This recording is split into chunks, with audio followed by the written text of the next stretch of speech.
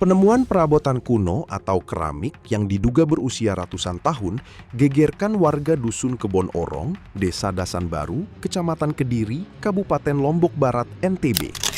Barang antik tersebut ditemukan secara tidak sengaja saat warga sedang menggali liang lahat di pemakaman desa setempat. Setelah menggali di kedalaman sekitar 1,5 meter, cangkul warga mengenai benda keras yang terkubur di dalam tanah. Setelah digali perlahan, warga menemukan 2 buah gentong yang terbuat dari tanah liat, berisi keramik yang sebagian besar kondisinya masih utuh. Kepala Dusun Kebon Orong, Lalu Mahsun, menuturkan, bong yang ditemukan tersebut berisi piring, mangkuk, dan tatakan yang berbentuk seperti keramik. Keramik tersebut berbentuk peralatan makan seperti mangkuk, cawan, piring, hingga gelas keramik berukuran kecil. Selain puluhan keramik, warga juga menemukan satu cetu berbahan seperti kuningan yang pada zaman dulu biasa digunakan untuk alat takar beras. Barang-barang antik tersebut dibuat abad ke-19. Dari tulisan dan cap yang tertera, keramik tersebut dibuat sekitar tahun 1836. Dikutip dari Kompas.com, Lalu Mahsun menerangkan, ini merupakan pertama kali warga menemukan keramik tua di lokasi pemakaman. Tanah makam yang berada di tengah dusun tersebut dulunya merupakan tanah wakaf yang kemudian digunakan warga sebagai tempat pemakaman. Seperti apa penuturan dari pihak Kadus, Dinas Kebudayaan Lombok Barat, dan peneliti dari Balai Pelestarian Kebudayaan NTB? Simak selengkapnya hanya di Saksi Kata.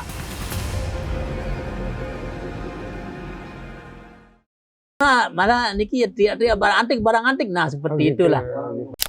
Itu yang dengar dari ceritanya sih anak-anak ini kan. Oh, maka nanti saya periksa dulu, saya tawar 10 miliar.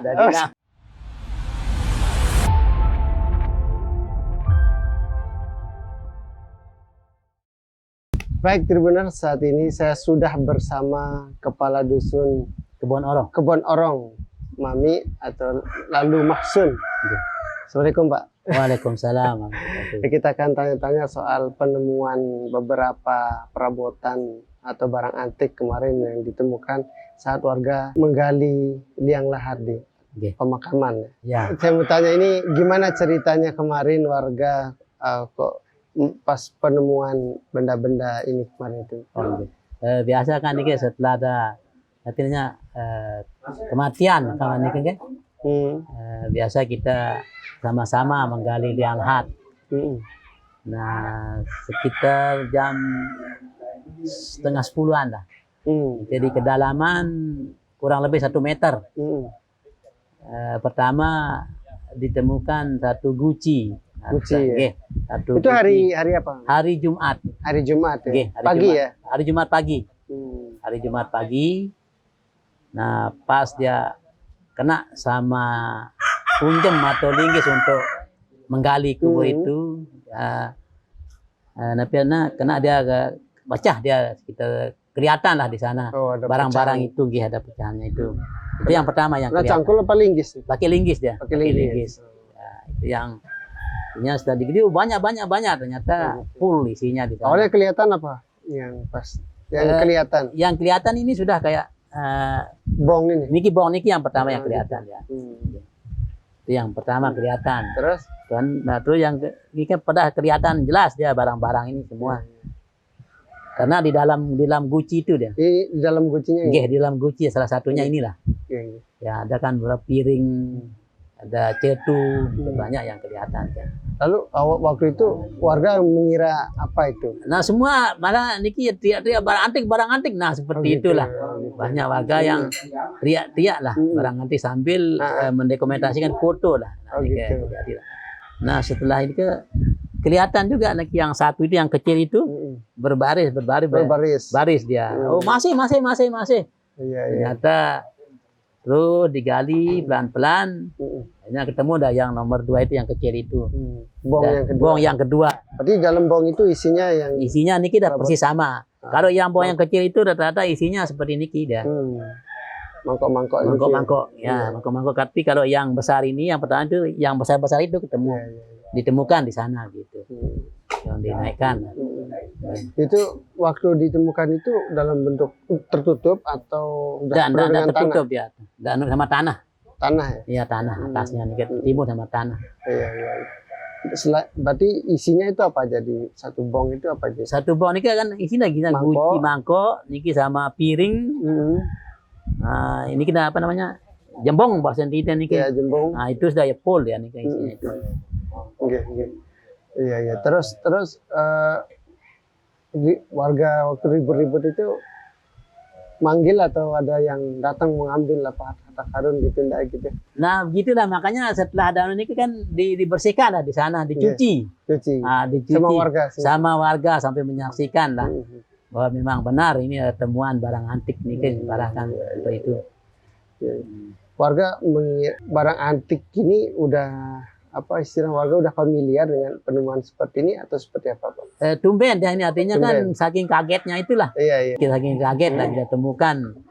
Makanya ini kan banyak yang kececer lah salah satunya karena mohon maaf ada postingan apa namanya bahkan ada penawaran katanya makanya itulah. Penawaran apa nih, Ki? Ini salah satu contohnya kan di Facebook apa namanya di salah satu yang bisa main HP itulah. Itu yang dengar dari ceritanya sih anak-anak ini kan. Maka nanti saya periksa dulu, saya tawar 10 miliar. Ada postingannya begitu. Itu hanya bercanda atau? Iya, bercanda mungkin bisa lihat kan. Artinya barang ini kemudian diamankan di rumah Pak Kades ya? Nah, kita amankan di niki yang lebih dekat karena setelah ditemukan pira niki pun tiang banyak dibel begitu gitu. untuk diamankan. Oke, sama siapa? Sama pemerintah, artinya salah satu contoh dari kalau tidak salah namanya Bapak Haji Abdul Aziz itu yang ngebel dari semenjak ditemukan itu. Setelah pada Jumat beliau ngebel. Saya mau datang mau berkunjung, tolong diamankan. Iya. Barang-barangnya, temuannya Pak Kades. Siap. Bilang. Tapi kondisinya ada yang pecah atau enggak? Itu kalau tidak salah yang 3 yang pecah karena sama apa namanya linggis. Oh gitu. Nah, 3, kalau tidak salah 3 biji lah yang pecah. Karena awal ditemukan itu bunyinya seperti itulah. Nah, itulah. Di yang dilihat itu tadi ada yang ada cap gini. Ini salah satunya ya? Ya. Cap yang bikin ribut 18.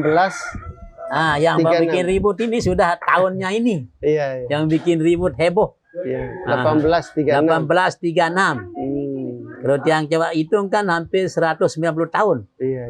Dari tahun sekarang. Iya. Nah, ini Udah tua ya. Iya. Ini Tribunal. Ini ada tulisan Hana Caraka. Iya. Sama ada ya tulisan modern lah ini. Nanti kita tanya ahlinya. arkeolognya ya.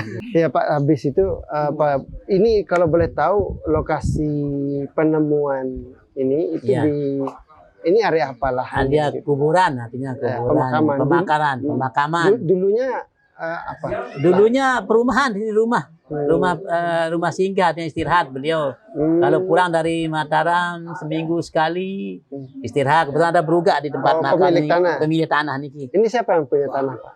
Yang punya tanah niki Pak Tiang seniki Pak. Namanya Dr. Ados Haji Alumar Tasim. Beliau yang menghibahkan untuk pemakaman. Luas areanya? Luas areanya sekitar 17 are. 17 are. 17 arean. Yang 2 sama sana. Yang di sana. Dari ujung sana. Jadi ini area dulunya lahan milik satu pribadi. Pribadi. Gitu. Tidak ada cerita bekas apa dulu di sini? Tidak ada ya. Ini apa pemukiman biasa. Iya. Tidak ada bekas kerajaan. Tidak ada ya. Siap. Nah sekarang dengan penemuan ini Pak, apa mana bagi warga sendiri di sini? Nah itulah artinya setelah penemuan ini kita kan ya dihebohkan artinya Pak ya. Salah satunya seperti yang Tiang ceritakan tadi itu. Akan ada yang katanya, nah itulah bikin kita tidak tenang. Dijual. Ya. Makanya dari yang saya lihat tadi dari Bapak Abdul Aziz itu hari Jumat itu dan ngebel saya untuk diamankan.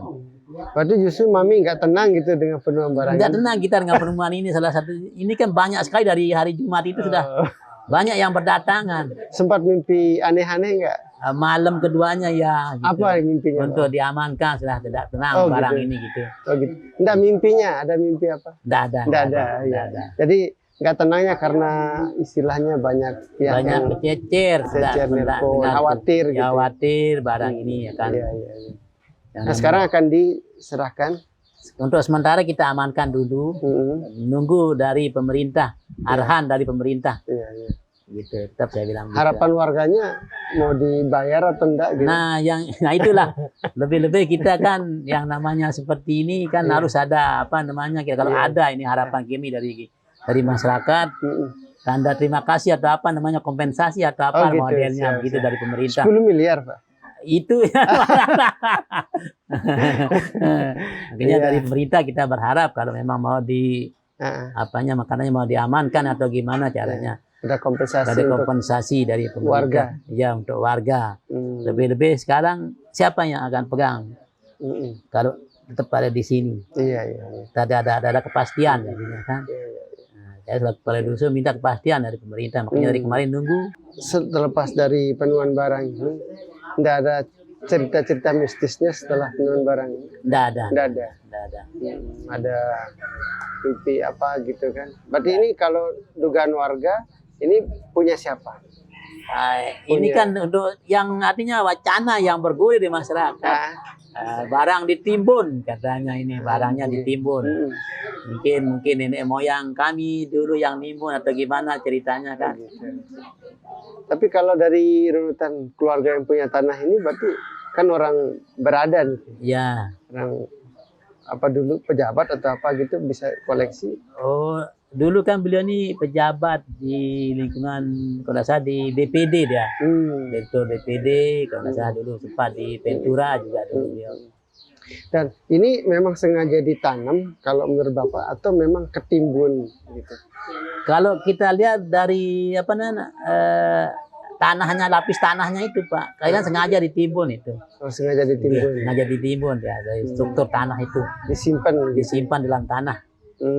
Dari struktur tanah kalau saya lihat. Dan rumahnya di sini sudah nggak ada? Nggak ada rumah, sudah jadi pemakaman gitu. Terakhir tahun berapa ada bentuk rumah di sini?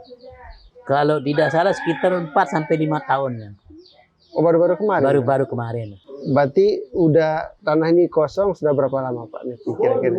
Kalau ini itulah sebenarnya ini rumah persinggahan beliau dulu, peristirahatannya beliau lah. Oh gitu. Iya. Belum dibangun rumah gitu. Belum ada rumah di sini dan dekat-dekatnya ada di pondasi itu kita rumah-rumahan gitu ya. Ya, sedikit rumah untuk. Karena di sini ada ini saudara Ipa Jaya juga itu yang buat pabrik tahu gitu. di sini dulu. Oh gitu. Iya. Siap. Berarti bisa. Ya terjawab satu bukan bekas ada kerajaan kan tidak. Tapi bekas apa namanya orang tempat istirahat bagi warga di sini ya seperti apa kan artinya ada peninggalan, ada penemuan seperti ini. Nah ke depan untuk edukasi masyarakat seperti apa Pak Kudus? Akan apa gitu bikin semacam apa kajian atau sama pemerintah daerah di sini atau bagaimana lah gitu. Nah dari itulah setelah pertemuan ini kita kan minta dari pemerintah daerah khususnya kan dalam hal ini untuk mengayomi lah kami di sini yang tidak tahu naun masalah ini kan dari temuan-temuan ini. Nah itu harapan kami dari masyarakat. Makanya dari hari Jumat itu juga kita tetap kumpul-kumpul lah gitu gimana kalau ada dari pemerintah masa langsung mau ditarik mau diamankan seperti itu tanpa ada apa namanya jenis kompensasi lah. Iya siap. Oke, berarti intinya tetap dijaga dan misal kalau ada hal seperti ini kan tidak langsung termakan isu hoax Pak ya. Oke, artinya itulah kita amankan sebagaimana arahan beliau yang merespon lah semenjak hari Jumat itu untuk diamankan. Oke Mami, terima kasih banyak atas waktunya. Gila. Di sini lokasi penemuan barang-barang yang dikira barang antik lah gitu. Ini makamnya ya? Ya ini makamnya yang digali pada hari Jumat pagi dari pemakaman. Termasuk yang di situ. Yang dulu adalah kebun ya? Ya adalah kebun, terus ada rumah singgah di sini dulu. Sekarang diwakafkan jadi pemakaman umum Dusun Kebon Orong. Ini penemuan yang pertama? Ini penemuan yang pertama. Dari sebelah selatan dia berbaris ke sana. Di ujung timur nih, sebelah timurnya. Oke.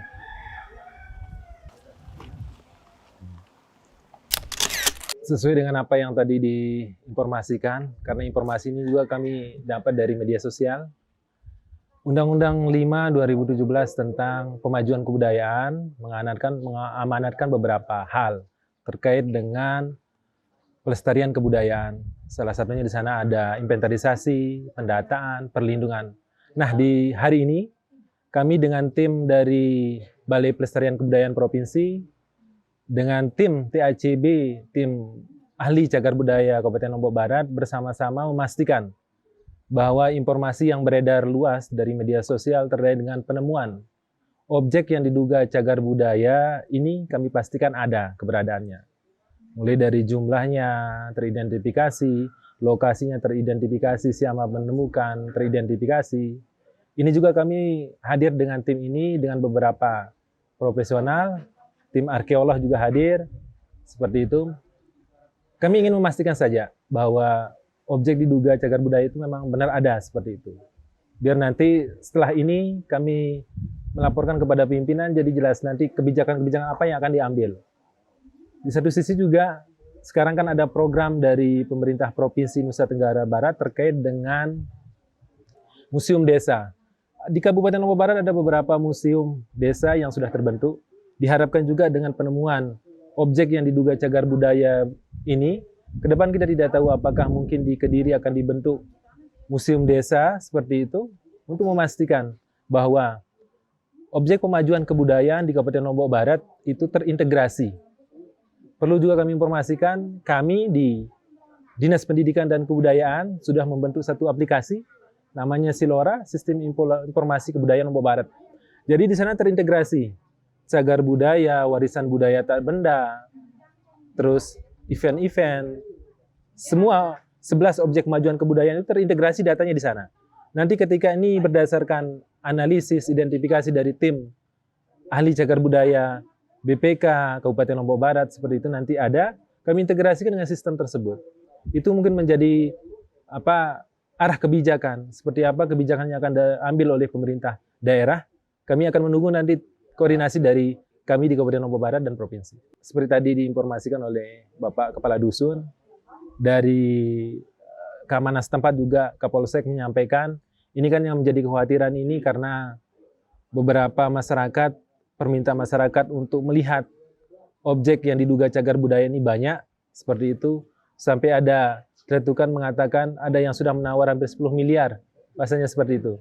Nah, terkait dengan itu kami berharap dari tim juga nanti menyampaikan bahwa ketika sudah ada teridentifikasi dari tim cagar budaya seperti itu, ada beberapa hal yang perlu diperhatikan. Salah satunya, objek yang diduga itu tidak sembarang untuk dipublikasikan seperti itu, karena memang beberapa regulasi mengandalkan seperti itu sebelum ditetapkan menjadi cagar budaya nasional. Terkait dengan benda ini dari mana dan berapa usianya, ini tim dari arkeolog, tim cagar budaya masih bekerja. Kami nanti setelah ini selesai, nanti akan ada laporan tersendiri sejauh mana hasil identifikasi, dan itu nanti akan kami laporkan ke pimpinan. Seperti apa tindak lanjut dari Pemda Kabupaten Lombok Barat. Belum bisa dipastikan. Karena memang tujuan kami hari ini adalah untuk melakukan pendataan sesuai dengan amanat Undang-Undang 5 2017 tentang pemajuan kebudayaan tadi. Kami tadi sudah berkoordinasi dengan pimpinan setempat, tokoh agama, terus perangkat kewilayahan, Bapak Kepala Desa juga. Insya Allah akan memastikan bahwa semua objek yang diduga cagar budaya ini aman. Harapan kami sebagai leading sektor terkait dengan pengampu objek pemajuan kebudayaan, kami juga yang mengelola di bidang kebudayaan, khususnya mengelola terkait dengan data pokok kebudayaan Kabupaten Lombok Barat. Kami berharap mari menjaga kondusivitas terkait dengan objek yang diduga cagar budaya ini seperti apa. Nanti kita tunggu seperti apa. Mungkin juga dari provinsi, karena informasi hari ini juga tim dari museum akan hadir di sini. Nah, seperti yang tadi ada program-program dari pemerintah provinsi juga untuk membentuk museum desa. Nanti seperti apa, itu mungkin salah satu bentuk perlindungan terkait dengan cagar budaya yang ada. khususnya di wilayah Kabupaten Lombok Barat. Kami mengetahui informasi ini dari sosial media ya, yang lagi marak di Lombok. Nah, pada hari Jumat nih diposting di IG sama Facebook. Nah, hari ini kita berkesempatan untuk meninjau langsung. Ada beberapa keramik. Berbahan keramik ini ada mangkuk, piring, cawang yang didominan sama mangkuk-mangkuk kecil sama cawang. Nah, kalau dilihat dari ada angka tahun, dia diproduksi 1836 ya. 36 pabriknya Regen. Maastricht ya, ini umum di Belanda. Di temuan-temuan di Indonesia ini umum banyak ini kalau di Indonesia. Kalau di sekitar sini yang saya lihat kemungkinan besar kan dari informasi penemu ada 2 tempayan. Jadi ditempatin nih. Kalau saya lihat dari survei permukaan dulu, survei sekitar lokasi, kemungkinan besar benda-benda ini memang sengaja dipendam, sengaja ditembang dalam artian saya belum menemukan pernah nggak di sini ada pola pemukiman yang sejaman dengan keramik-keramik ini. Nah, saya berdasarkan dari angka tahun di belakangnya ya, di alasnya. Ya kayak merek lah di zaman itu. Regen kan di 1836 itu memang marak yang diproduksi di Marsat Belanda. Ini diproduksi di tahun 1836, kan ada angka tahunnya Mas. Ya ini kan kayak produk ya, kayak apa ya, legalitasnya dia ya. Kayak merek kayak kita di Indonesia kan Duralex gitu kan. Ada capnya asli. Ada beberapa kan, ini 1, 2. Ada beberapa tadi itu yang saya lihat. Dengan kekasannya itu ada aksara Jawa di bagian bawahnya. Saya pernah juga ketemu di Jawa Timuran kalau lagi peninjauan teman-teman baru. Artinya dari tanda-tanda itu memang yang bukan dibuat di tahun belakangan ya, dibuat-buat. Bukan di tahun belakangan, soalnya sudah terbukti dengan capnya. Mungkin fungsinya ya setelah diproduksi kan jelas lah diperjualbelikan kan. Artinya satu tidak ada yang istilah mengarah ke kerajaan atau kedatuan, tidak ada ya. Kita belum bisa mastiin itu ke kerajaan kemana. Yang baru sampai saat ini saya masih pada produksinya. Ya bisa dipastikan kalau memang produknya Belanda. Jadi difungsikan untuk. Ya fungsinya kan kalau kita lihat ini kan perabotan rumah tangga ya. Ada lagi hasil riset sementara. Oh, untuk saat ini kita belum bisa gini Mas, saya masih ngedata dulu kan. Saya masih ngedata ininya untuk analisisnya belum ini Mas, saya belum bisa memastikan ya. Saya masih proses ngedata dulu. Berarti baiknya untuk benda-benda ini diapakan? Nah, untuk kalau benda-benda ini kan tergantung dari masyarakatnya sini ya. Nah, di penemunya sini ini mau diapain? Pemerintah Kabupaten Lobar, provinsi sama kita ini seperti apa, yang jelas dengan persetujuan masyarakat. Apakah Pemda Lobar sendiri apa Pemprov NTB yang mempunyai program museum desa yang lagi digalakkan mungkin yang bisa memasuki di situ. Dari belajar dari daerah lain, lokasi lain, biasanya penemuan seperti ini kemudian bisa berguna untuk apa? Ya kalau belajar dari tempat-tempat lain yang pernah gini pasti bermuara pada museum ya. Ada museum koleksi pribadi asal tidak diperjualbelikan dan itu ada kami data dari pemerintah daerah provinsi sama kami tuh ada datanya. Ini benda ada di mana posisinya. Terkait nilai, ini kan masyarakat kan sekarang media sosial ya. Termasuk nilainya sebelumnya Ya. dan sebagainya. Itu bagaimana?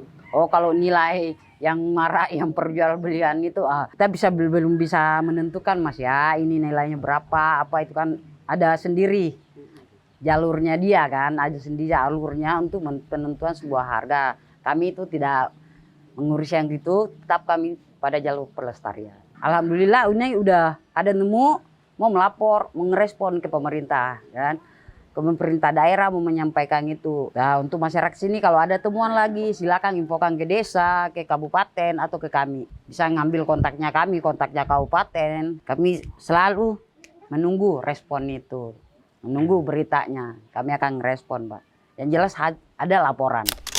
Oke Tribuners, tadi kita sudah melihat benda-benda kuno yang ditemukan warga di Dasan Baru ini dan kita sudah berdialog dengan warga di sini. Semoga apa yang jadi temuan warga ini bisa menjadi salah satu bab untuk kita bisa belajar tentang sejarah masa lampau. Mari kita jaga warisan budaya Nusantara.